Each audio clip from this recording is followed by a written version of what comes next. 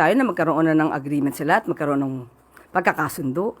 Kapag hindi po kasi agad nagkasundo at hindi natapos itong sigalot sa Middle East, malaki po talaga itong magiging epekto. Pero muli, tinanong natin dyan si Secretary Sharon Garin at ito ang kanyang sinabi. And I quote, "We are stocking up and now in dialogue with other countries like India, Argentina, Canada, and other countries that do not rely on Middle East for their petroleum." End of quote.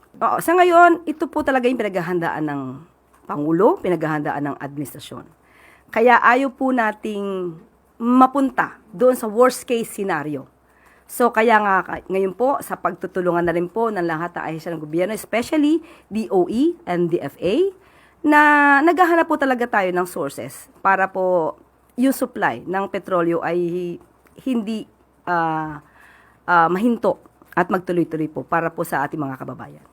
So you don't see energy lockdown anytime soon? Malayo pa yon. Sa ngayon po, as we speak, wala po tayo nakikita. As we speak.